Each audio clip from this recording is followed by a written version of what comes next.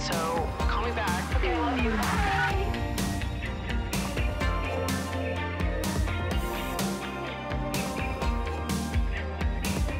Hello, you guys, and welcome back to another episode of Emotionally Online with your host that has missed you so goddamn much, Maddie Drosbeck. It's been like 3 weeks since I posted a podcast. It was unintentional, but necessary. I know the last episode I told you guys that I was going to take 1 week off, and then I ended up taking 3 weeks off because then I got back from my trip and I was inundated with work and I couldn't do the podcast because I did not have time to do the podcast because I don't have sponsors on this show yet, obviously. So this automatically gets pushed to the bottom of the totem pole because I don't make money off the podcast. I just do this for fun, for the love of the game. But I'm back.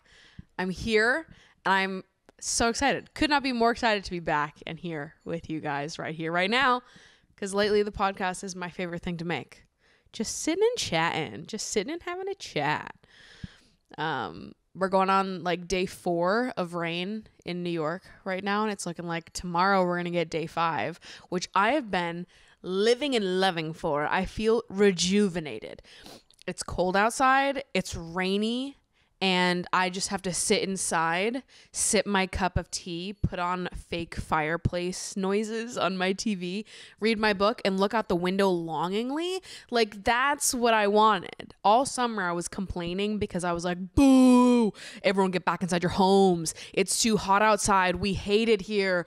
Oh, yuck, it's gross outside. And I was praying for this moment where we're all inside and everyone just shuts the fuck up for like 4 days. This is what I wanted. Everyone is like, there's nothing fun going on. I'm not talking to anyone. I'm sitting inside my home. I'm reading. I'm watching scary movies. Thank God. Thank God. It was all I needed and it was all I wanted. And that's what I've done the last 4 days, is just hang out inside my home, watching scary movies and reading my book. And it's what my heart needed. I'm trying to watch a scary movie every single day for the month of October. We'll see how long it lasts. I've watched Fresh, which is the one with Sebastian Stan on Hulu. Watched that one on October 1st. It was great. It was delicious. I loved it. Then I watched X on October 2nd, and X is... Okay, well, I don't know if you guys have watched Fresh. Let me backtrack a little bit. Fresh, the first movie I watched, is about this girl who's... I'm not going to spoil anything. I'm trying to like actually read you the synopsis just off of memory. It's about this girl who's like tired of dating and like the dating app, yada yada. She meets this guy in a grocery store, a little meet cute in the veggie aisle. And they end up going on some dates, but he could have some sinister intentions or something. I don't know. But it was really good. And Sebastian Stan is sexy as fuck. I was sitting here Googling. I'm like talking to Siri while I'm watching the movie. I'm like, Siri, how old is Sebastian Stan? And Siri was like, 40. Sebastian Stan is 40. And all of a sudden I was like, I'm so excited to be 40. You know what I mean? All it took was Sebastian Stan. And all of a sudden I'm like, when I'm 40, I get to fuck guys who look like that? Oh my God. Like, I was like, all of a sudden, yeah, 40. Sebastian Stan is sexy as fuck. So anyways, I liked Fresh. I think I gave it a 3.5 stars on Letterboxd. And then October 2nd, I watched X, which is an A24 movie about this group of young 20-somethings that are making a porn at this, in like the shed of this farmer guy and his wife, and they don't know that they're filming a porn, and then disaster ensues. I don't know. It was kind of weird. I didn't like X as much as I liked Fresh. I'm pretty sure I gave it a 3 on Letterboxd. It was all right. Mia Goth plays the main character, and she's hot. And the main character was hot, and I liked her makeup, and it made me want to bleach my eyebrows, which I will never do because I know that I would look so bad with bleached eyebrows, but Mia Goth made me want to bleach my eyebrows in X. It was all right. 3 stars. It was just okay. Then yesterday was October 3rd, and I watched Donnie Darko. Well, I watched half of Donnie Darko. I started watching Donnie Darko in March with the guy that I was seeing at the time, and we only got halfway through, and then we had sex, and then I never finished Donnie Darko. So I finished Donnie Darko last night. 6 months later, I finished that goddamn movie. And it was good. I like Donnie Darko. That was 4 stars for me. So I don't know what I'm going to watch tonight, but I've got a long list of horror movies, thriller movies, all kinds of just like ooky spooky movies. I'm thinking maybe I'll watch Eyes Wide Shut. I've never seen Eyes Wide Shut, which I know. I went to school for film. I was a film major in college, and there's so many like classic, oh, you gotta watch this movies that I've never seen. Because yeah, I went to school for film, but I was a social media kid, you know? Like I got interested in film and video production through social media creators. And we talk about this every week at trivia because there's always movie questions and everyone's like, Maddie. And I'm like, guys, I don't have the answers. I may have gone to college for film. I don't fucking know the answer to this, okay? My knowledge is with the social media world. You could ask me the most niche questions about the internet and I would have the answers. I've said this so many times. It irritates me. I feel like there should be maybe a little bit more appreciation for us social media connoisseurs. All right? This is highbrow. You just wouldn't know because you're not involved in the world, okay? Rolling my eyes. But there are lots of movies that I do want to watch. I do want to be watching more movies, indulging my brain in some more classical, highly regarded content, just because I do enjoy it. I love scary movies. I love horror. I love gore. I just find it so fascinating, the like special effects makeup. Growing up, I hated horror. I remember in like 2009 when Jennifer's Body came out, all of my friends were like having a sleepover and they're like, yeah, let's watch Jennifer's Body. I walked my ass home. It was all the kids that I like grew up around in the neighborhood. We would walk to each other's houses. I was like, you guys have fun. I'm going home. And I walked back to my house because I was like, I'm not watching that movie. That's scary as fuck. And I like never was interested in horror at all. And then I went through something traumatic as a teenager. And I got interested in horror after that, which is maybe a sad way to get interested in horror. But I think at the time it made my own memories seem easier to process if I could practice having control over the feeling of fear. Not to get so fucking deep in the first 10 minutes of the podcast, but I think that's why I started to love horror, because watching horror movies and like choosing to trigger fear in yourself and having control over like, I'm going to watch this movie and make myself scared and I'm going to experience it for 2 hours and then it's done and it's off. It like, I don't know, it gives you some illusion of control. And I think it helped me in some weird way process the traumatic thing that I went through as a teenager. So would you look at that? There's some food for thought. And now I love horror. American Horror Story was really my introduction to horror. My sister and I got really into it when I was at the end of high school. So she was like beginning of high school. I was end of high school. And we both went through that traumatic thing together.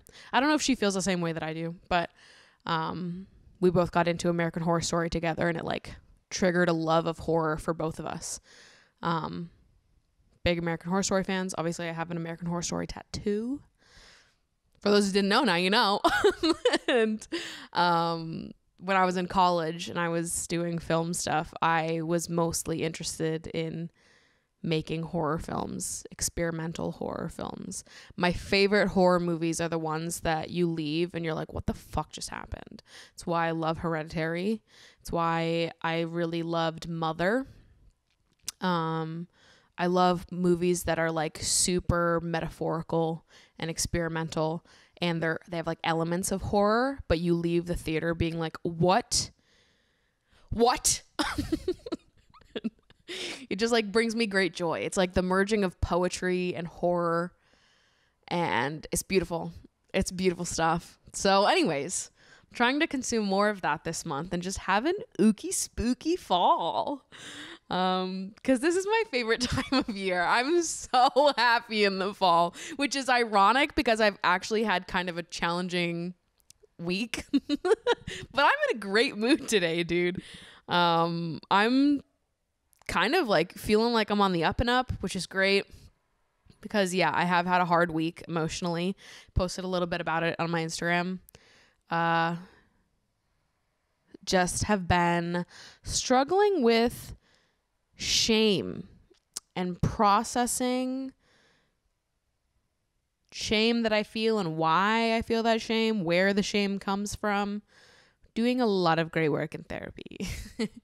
And it's just a lot sometimes. And I think this past weekend, I wrote something on my Instagram about how I was just feeling sad and disappointed and just like kind of let down. And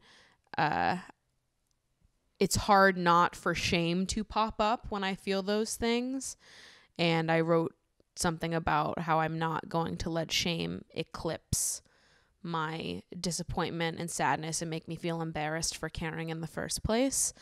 And that's something I've had to remind myself of a lot this week and always. I feel like that's a sentiment that I repeat to myself constantly. I'm pretty sure the first time I said it or something along those lines was in like a 20 things I learned at 20 video, which might still be on my channel. I don't know if I've privated that one. But I'm pretty sure there's a line in that video about something I learned was that it's a beautiful thing to be a lover and it's not the fault of something else. I don't know. Just that it's a beautiful thing to be so caring and loving and open with your heart. And when you get burned or rejected or things don't work out the way that you want them to, like it's okay to feel sad and disappointment. And it's a beautiful thing to love so hard and so deeply, and you should never feel ashamed of that or embarrassed that you care. It's fucking awesome to give a shit. Truly. It's the greatest. It is. I mean, I still look at it as like the strongest part of me, or one of the strongest parts of me. One of the best parts of me is how hard I love. And yeah. Just had to do a little bit of taking care of me this weekend. Having a good cry, because crying is good. And you shouldn't feel ashamed of crying.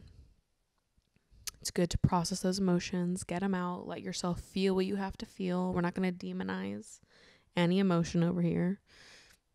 And then do things that are good for your brain. Turning off social media and reading a book, watching movies, having a cry, having a little write, a little journal. All good things. So anyways, that's been my week. But I'm feeling a lot better now. That's what the rain will do to you. I just feel like I've been stuck at home. This is day 4 that I'm inside my house. I've only left to like run a few errands, get groceries, whatever. I've mostly just been chilling out, you know? I don't have much on the to-do this week because I cranked out so much last week because I was in my head like, I need to think about other things. I need to focus on other things. So then I worked hella. And now I don't have a lot on my plate this week and I just get to relax and enjoy the rain. It's been really good for my brain. So anyways, I hope that all of you guys do something today or this week to take care of your brains, because it's been really nice being able to just have a few days and enjoy the rain and take care of this little brain of mine. Also, I started with a new therapist. I was going to the same therapist since December and I loved her. Sarah was so great.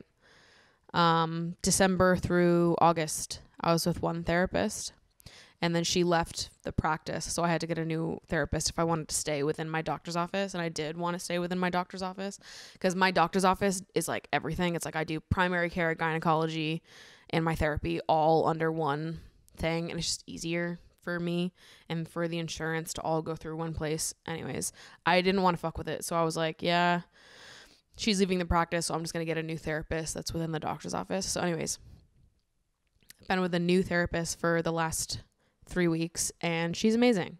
which is like such a relief. I was definitely very nervous to switch therapists after doing so much work with my first therapist that I was with for what is that, 9 months. And I was overwhelmed at like the prospect of having to do it all over again, start from scratch with someone new. But it's actually been pretty great to start over and see the differences in myself this time around, in comparison to when I started therapy last time.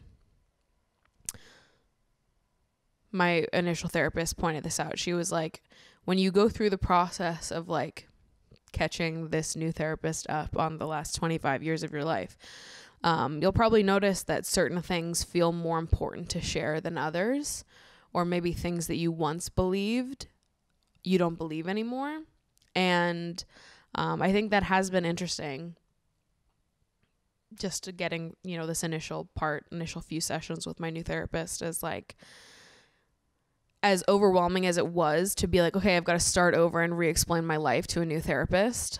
It's actually been a good process for my brain to go through. I feel like I'm having new reflections this time around, and turning out to be a net positive despite how overwhelming it seemed. So shout out to my new therapist, Olivia, because I love her, even though I've only had her for 3 sessions. I really like her, and I'm excited to go through the process again. So this is going to be a stream of consciousness episode. We're like 17 minutes in, and I'm like, by the way, you guys, this episode is going to be very fucking random. I just have like random notes written down of like, here are some things that we could talk about today, but all of them are very random. And honestly, it's what I need. I need a random episode. Because the reason why I need a random episode is because I'm tired of the internet as a whole. I just talked to my therapist about this. I just did therapy. We got off the call. And then now I'm here recording the episode. So this is literally what I talked about in therapy today. About how I'm like exhausted with a lot of the content that's on the internet, is specifically TikTok discourse, because a lot of it is discourse that only exists on the internet and does not exist offline. And I think I'm realizing how being so online is starting to negatively impact me. So I'm considering doing like at least a TikTok hard stop. I don't want to call it a social media cleanse, because there are some social media sites that I feel like I have completely healthy relationships with, YouTube and Instagram being the two that I feel like I have completely healthy relationships with. And I think it's, at least for me, it feels easy to have healthy relationships with YouTube and Instagram because I have full control over what I consume on those websites. The YouTube algorithm mostly just spits my subscriptions back at me, and if I'm not subscribed, it's like 2 main topics. I watch a lot of Among Us videos. All right, I'll come clean. So my entire recommended on YouTube is just Among Us videos. So I watch a lot of Among Us videos, and then I listen to the H3 podcast, and they put out, now it's 5 episodes of content a week if you're a member, which I am. So that's hours of content every single day, right? It's like between 2 to 3 hours per episode every day of the week, Monday through Friday. So that's mostly what I consume on YouTube, is Among Us videos and H3 content.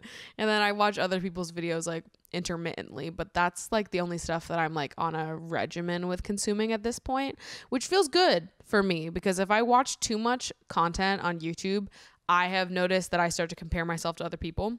So it's I'll watch your videos every now and again, but because I also post on here, it's been good for me to not really watch what other people are making, because I think I'm just comparing myself to other people too often, because I feel I've been in that creative block space. So YouTube has been great I do feel like I mostly have control over the algorithm. Instagram, I feel similarly with. Like, I'm not on the explore pages. I'm not scrolling through like reels. I'm just going through stories most of the time. I'm seeing what my friends are up to. And then I'm like posting and leaving the app. So I feel like I have more control over what I'm consuming on YouTube and Instagram.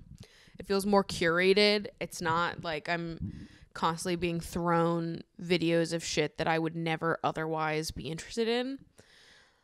TikTok, however, is not like that at all. And I get so sucked into TikTok. It's the scrolling. It's the quickness of it. I hate it so much. It is so mind numbing. I feel brain dead after consuming all that TikTok content, but it's impossible to stop. But the thing about TikTok that exhausts me the most is like my entire feed is full of people yelling about things. Because TikTok, it like is able to distinguish the like broad categories of shit that I'd be interested in, but it can't quite nail down like the specifics within those broad categories. So for example, the two things that TikTok knows I am interested in is content revolving around body image, specifically fatness. So that results in they're going to show me videos from other fat creators, which I love. That's something I want on my For You page. But that also means that they're showing me every single dumbass think piece about whether or not fat people deserve to be loved, which I don't want to look at. Like, I simply don't give a fuck. Like, trust me, I'm well aware that fat phobia exists in the world. If I don't need to encounter it, I don't want to. You know what I mean? Like, if I'm not going to encounter fat phobia out on the street in my daily life, like with my actual people that I know, if in my real life, offline, I'm existing in a world where I have successfully made it so that fat phobes are nowhere near me, fucking congratulations to me. I would like to keep it that way and not log on the internet and have to be always consuming content from people that are like, don't see me as a real human being. Like, that doesn't have to exist, right? Like, I can just turn off my phone and all of a sudden it's like gone. But it's hard when you're opening up your phone every single day and being like, okay, well, I have to consume this. It's all over the place and it makes you so mad. And I'm a very opinionated person, as I'm sure all of you guys fucking know. So it's hard for me to consume that content and not be like sitting in my bed talking to myself, like yelling, being like, what the fuck? And it's like, okay, this is not helpful. This discourse, I need to be removed from it. I don't want to be a part of it. I need all of you to stop talking and stop putting these fucking idiots on my For You page. Like that girl, that fatphobic podcaster who like has gone viral like 8 different times for different clips from her podcast where she just like hates fat bitches for whatever reason. And it's like, what did we do to you? What the fuck? Out here catching strays. I'm just trying to scroll on my fucking TikTok For You page. What the hell? I don't want any part of it. Like, I get it that fat phobes are out there. They can go exist over there away from me. I don't have it in me to fight with every single fat phobe on the internet. I'm sorry. I just want to live my life away from them. I can't save the world. I can't change everyone's opinion. I actually don't want to. I don't have it in me to save the world and change everyone's opinion. I want to be over here in my little bubble that I've so meticulously curated of people that are kind-hearted and that don't think and act like that. I know that fat phobes are out there. I don't need to know them. I prefer to exist in the delusion that everyone is just like my besties. Okay? This is what we do on my corner of the internet. We curate it so we are always safe over here. And you fucking losers, get off my For You page. I hate it so much.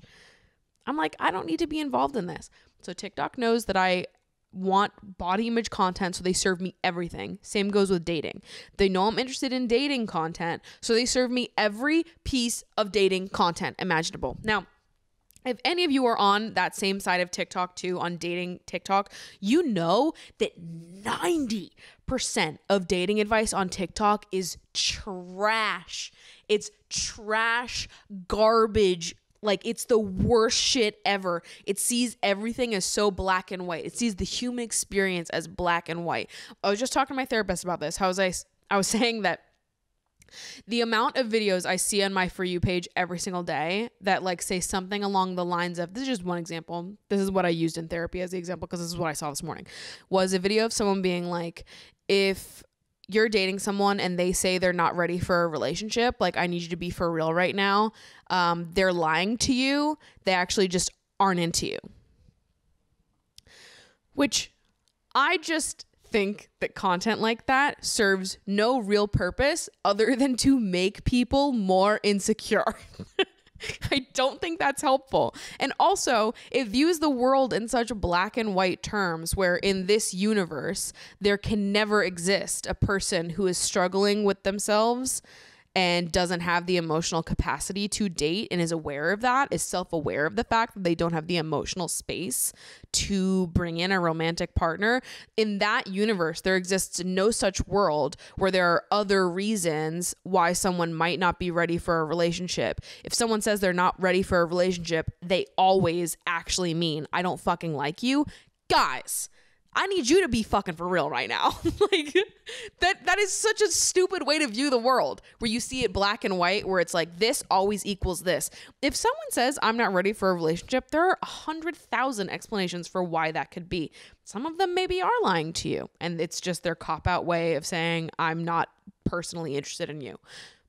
Sure, that situation exists. There are, however, lots of other explanations for why someone might say something like that, for why someone might not be ready for a relationship. And it just feels like kind of insane to me that we're like making content that promotes lashing out, or like making the decision that like hurts the most, where it's like the only logical explanation for this is that they fucking hate me and I'm the worst.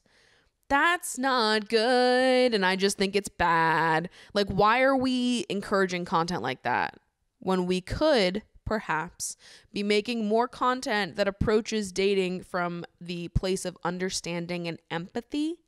And we can encourage the people to be honest with their emotions, and we show up and we say what we really mean instead of, you know, sugarcoating it or lying and saying something else. We can encourage people to show up as their honest selves. But I think in order to do that, we probably have to operate from a place of understanding and empathy. So if you're operating from a place of understanding and empathy, if someone says to you, I'm not ready for a relationship, you in your mind should be like, okay, they're not ready for a relationship. I'm going to believe them when they say that. They don't have the emotional capacity to show up for me in that way.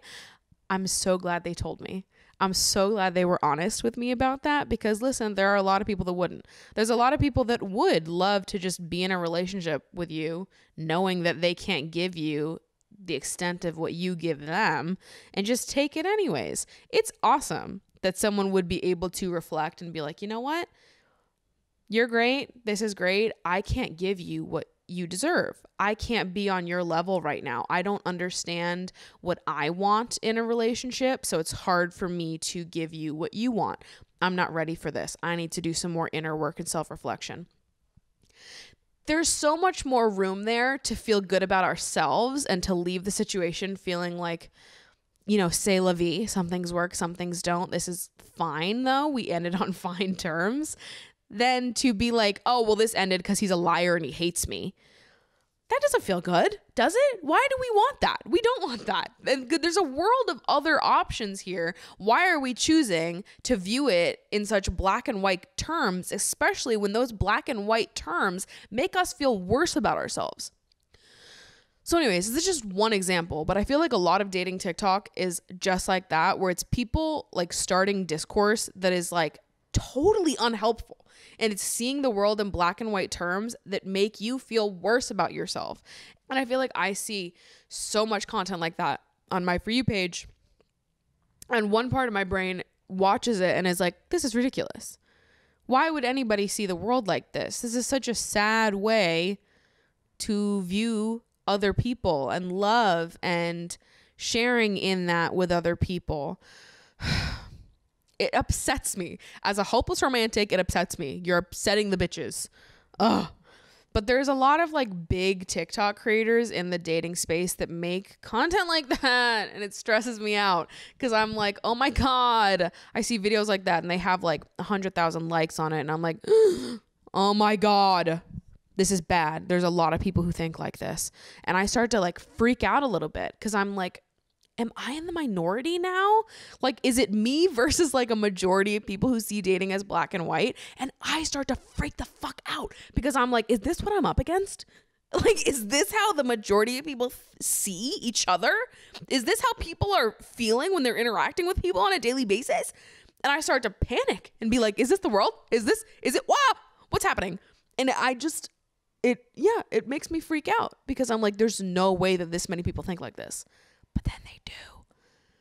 And then it makes me go bazonkas because I'm like, am I losing it? Like, am I too nice? Am I too understanding? Am I naive?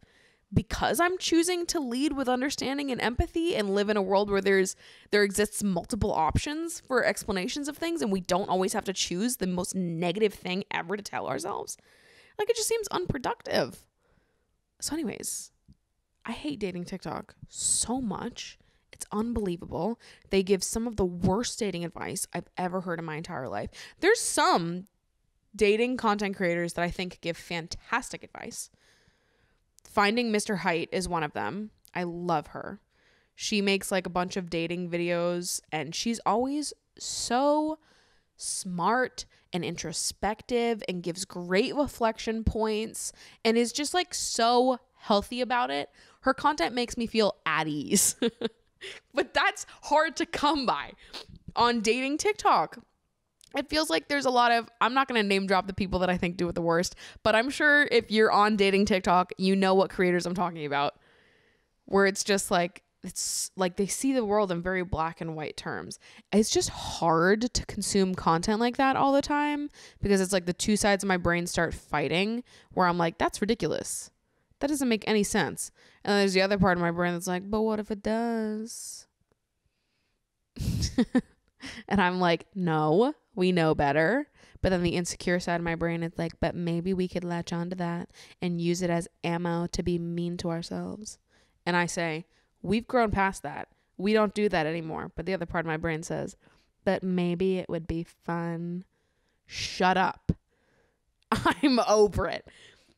It's like actually getting in the way of my healing journey where I will have bad days because I am reacting to this TikTok that's fed me some information that I'm reacting negatively to that I never would have otherwise come into contact with because I don't see the world like that. I don't think like that. I don't know other people that do.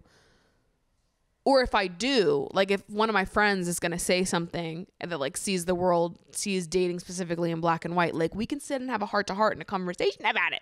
There's no back and forth on TikTok. It's just a bunch of people yelling into the black hole and being like, ah! It sends me. I can't do it anymore. I just feel like all of the discourse that I disagree with constantly having to consume all of that and be like, if I just put my phone down, none of that would exist to me. I would never know that you people think like that. I would just never know. So anyways, I would like to not know more often. So I think I need to take some sort of social media break, at least on TikTok, from the consumption angle. Because I think that like producing social media content is so healing for me. And when I'm finding good social media content creators that I love and really resonate with and that make me think and reflect in ways that I believe are healthy and like even creators that like challenge the ways that I think, but it's like in a healthy way. It doesn't make me feel worse about myself. Half these TikTok creators, like they do make you feel worse about yourself. And it's like, what is it? It's like they make you feel worse about yourself in the name of like being a badass bitch. Never cry over a man ever again. What kind of advice is that? I can't. It's the anti-hopeless romantics. They're coming after all of you and you don't even realize it. But then like I have creators like Finding Mr. Height, who's a TikToker that I love and that makes great content. And it's like, that's the type of content that I would love to see more of, that's reflective and makes me think in ways that make me feel good, that make me feel better about myself. And it just feels like my For You page is a lot of content that makes me think, but in a negative way. It makes me feel worse about myself. It makes me angry. Like, it's like I'm just constantly in a state of like, on TikTok. And I hate it. I don't think it's good. I don't think that we should be like consuming so much content that elicits such an intense negative reaction all the time. I think it's very bad, actually. So my therapist and I were talking about taking a little social media break, consumption break, starting small, where I think this week I'm going to try to not pick up my phone or not check social media until like noontime. So I can have a nice, easy morning. I can check my texts. I can sit on my computer and like do work-related stuff, but I'm not like doing like the endless social media scroll just for the sake of scrolling. So this is a little difficult also with social media being my job. Sometimes I'm like, okay, how much of this is like considered work to me and how much of this is me just sitting here? TikTok has never worked to me though, because I don't do TikTok. I post like once a month on TikTok. I don't do TikTok. So we can cut out TikTok right fucking now. There's no reason for me to be on that app. There's nothing productive happening with me on TikTok. There just isn't. So no more discourse. No more. Only fun little conversations about things that don't matter. Or fun little hypotheticals about things that could matter in a hypothetical world. I wrote down some. Because I was like, this episode is supposed to be dumb. Fun and dumb. No more opinions in this episode. Only fun little hypothetical opinions. So the first question that I have here, this first little fake hypothetical question that we're going to have so much fun with is, if you could live forever, would you? Now, every time I've ever been asked this, I have said yes. I would live forever.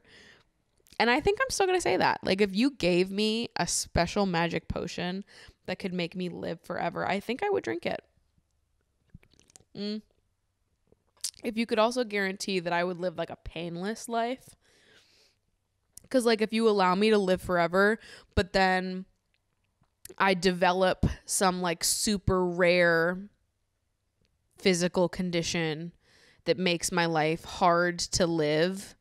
I don't know what condition I'm talking about, but just like some universe where, I don't know, I wake up with paper bones and glass skin and it's whatever. If I become that, then I don't want to live forever. So if I'm drinking this potion, you have to ensure that like I live like a happy, healthy life.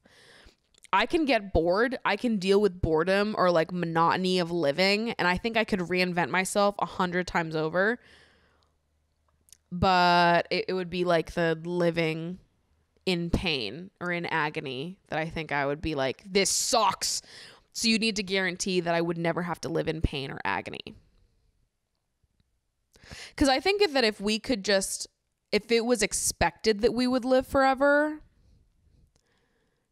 I think that we would just adjust to that mentally. Like, death just like wouldn't be a part of life, which, you know, that's a different rabbit hole of like, how much would life change if death wasn't a part of it? My gut reaction is to think that it would actually be like a net positive change, and that if death wasn't a part of life, people might feel more inclined to change up their life more often and like experiment more and do more things, which maybe sounds like it should be the opposite, because it's like, oh, you've only got so much life to live, like do it up, do everything you can. But I think most of the time people are less concerned about doing everything, seeing everything in the time that they're alive, but they're more concerned about like spending their time that they do have with people they love or in places that they love, in their favorite places.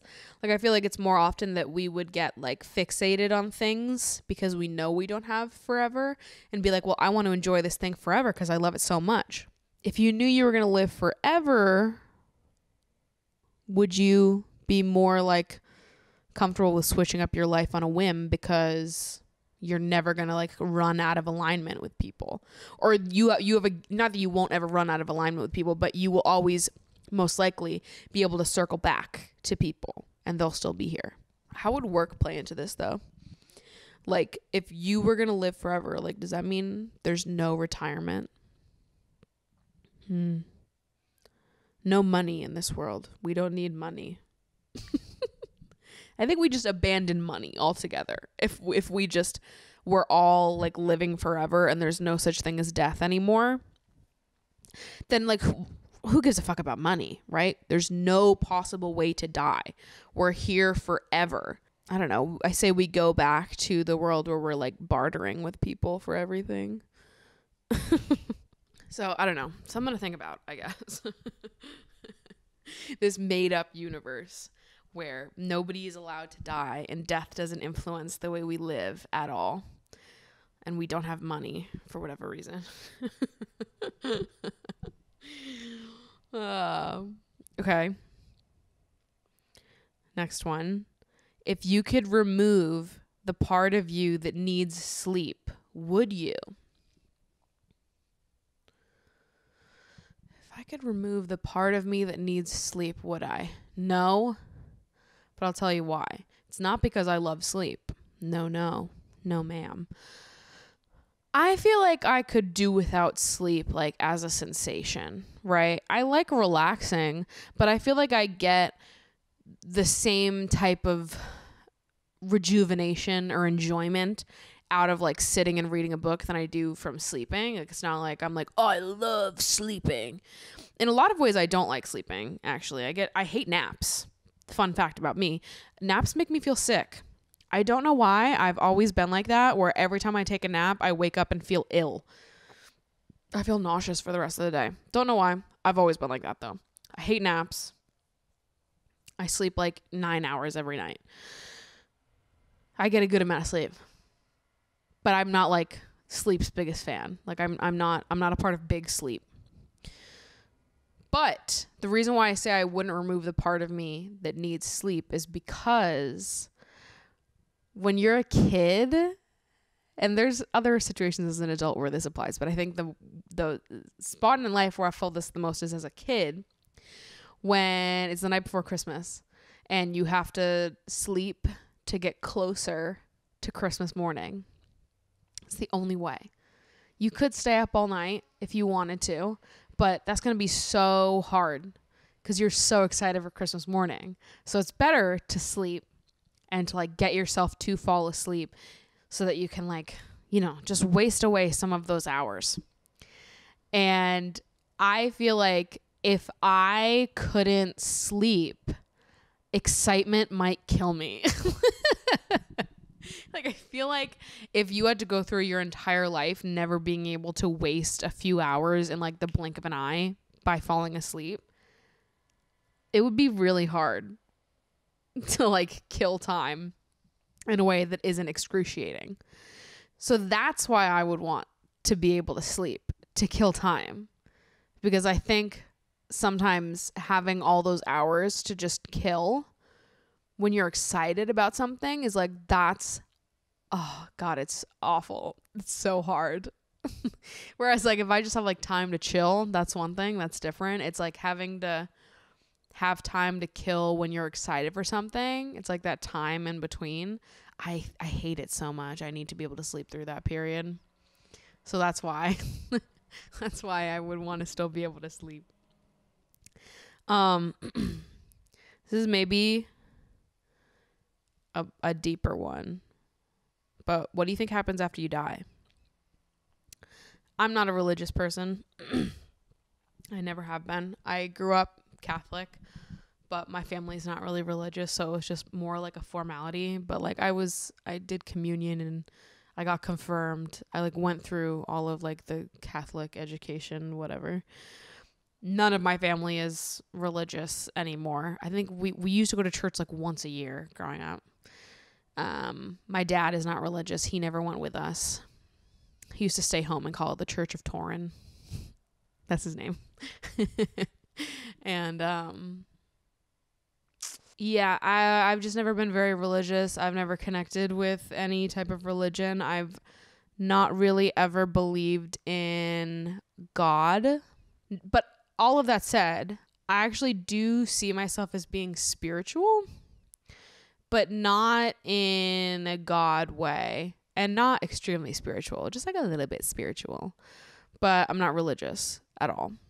I think I more resonate with like the idea of not there being a higher power, but there being like people that have passed on before you that look out for you. Like I really connect with the idea of like, you know, your great grandparents and your great great great grandparents and like all of those people in your family line before you, that they're all like somewhere out there playing a role in influencing your life now. That feels good to me. Like that kind of believing in something that we can't understand feels comforting to me. Like the idea that someone that has some connection to you is looking out for you. I think the idea of like having a God has always kind of it hasn't felt comforting to me. I think through a lot of when I was a teenager, if you asked me, I would have said that I found it discomforting because I didn't like the idea that somebody else had more of a say over my life than I did. And I hated the idea of like God's plan, or that like God has a plan for us. There's a path. And I was always like, no, gross. I didn't ask him. Why the fuck is he giving me a plan? I don't want that. I want to make my own. And I didn't like, it feel comforting to me to believe that there was some higher power that was more all-knowing, or that my life was predetermined for me. And I just needed to trust in it. Like I kind of was like, ew, gross, hate that. I like understand why it's comforting for other people, but I've never personally found that comforting. But I do like the idea of like our ancestors looking out for us. And I didn't experience death until pretty recently in my life. I went through my entire childhood not dealing with death of anyone close to me, which is a miracle and wonderful, and I'm so thankful that I didn't. My great grandfather passed away in like 2017 when I was in college, so that was the first death that I ever experienced. And I wasn't very close with my great grandfather, so he's very old. Saw him every few years. But then in 2019, my grandfather passed away. And my grandmother and grandfather on my mom's side are like the grandparents they're like my second set of parents. And it was that grandfather that passed away. And his death really shook me. And I was like so upset and so devastated. That was really like the first death of someone truly close to me. And I think probably after his death, I've felt the belief that like there's someone looking after me more than I ever did in the past. I think maybe in the past I was like, well, maybe I believe in a higher power, but I don't really know how to explain that or like what the setup is. I know that I don't believe in like a Catholic Christian God the way that they set it up, and I think the Catholic Church is kind of a bunch of bullshit. But I believe in something. Agnostic, really. I'm not necessarily an atheist, but I don't know. I'm like somewhere in the middle. And I think that like after my grandfather passed, I've felt different. I've felt like more of a connection to that spiritual side of myself, where there are moments in my life over the last few years where I've been like, that's Grampy. He's looking out for me. He sent me that. And I feel like a little bit more comfortable just being like, there's someone looking out for me. There's someone keeping me safe. I'm divinely protected. I have people. And that's felt comforting to me to have that. So anyways, to get back to the root of the question here, what happens after you die? I don't know. But something that I like in this department, in this category, is I like the idea that whatever you think happens after you die is what happens after you die. I love the idea that we are so in control over our own selves and our own like destinies that whatever we believe will happen is what we'll get. So if you believe that after you die it's black and nothing happens and you're just gone, I think you'll get that. Or I want to believe you'll get that. Because that's what you want. That's what you believe. And if you believe there's a heaven, I want to believe that there is for you. And you'll go there. And you'll experience whatever it is that you want in that afterlife. And if you believe that you stick around on Earth or around Earth, I don't know, you stick around and you are able to protect the people that you love and have influence over the people that you love's lives, I hope that happens. If you believe you're going to be reincarnated, I hope that happens. I don't know, really. I don't know what I think happens. I don't really believe in anything. But I know that believing that I'm protected by my grandfather and by other relatives that passed before him that I never got to meet or looking out for me, I know that that has felt comforting to me. So that is what I choose to believe because that feels the best to me. And so I hope that when I pass, I'm able to protect the people that I would have loved if I stuck around. That my great-great-granddaughter, niece, I don't know if I'm going to have kids, that I'll be able to protect those people as well. Do what I can to protect those people as well. But I don't know. I guess that's my thoughts on it. But I do like the idea that whatever you think is going to happen is what's going to happen. I have a few more written here, but that feels like a good one to end on. Kind of deep. But that's the stuff that I like. I like having like thoughtful conversations that are mostly hypotheticals because none of us know the answers. Where it's like we're having like an in-depth conversation of stuff that has meaning, but it's so inconsequential. Those are my favorite kinds of conversations because it's like we can just have fun and hypothesize and talk about our feelings and what makes us feel comforted and safe. But it's like none of us are ever going to be able to prove that anybody's right. I could be right. What I just said could be right. We'll never fucking know. Just we're having a good time. Enough TikTok discourse. More hypothetical questions that nobody can really argue over because none of us have the answer. Anyways, I guess that's it for today's episode. I don't know that there's anything else on the top of my mind that I want to talk about. I've been recording for an hour, so I think that's usually about when I call it. Thank you guys so much for listening. Having a good time over on Emotionally Online. And hopefully I won't do another 3-week hiatus anytime soon. I'm going to try to get through the end of the year. I'm going to do a rest of the year episode every single week, and then I'll take a little break in January. That's what my plan is. So I'll see you guys next week. And we'll have a good time on our little corner of the internet where we're great over here. And we don't have to consume content that hurts our brain. Anyways, okay. I love you guys so much. Thanks for hanging out with me. See you next week. Bye.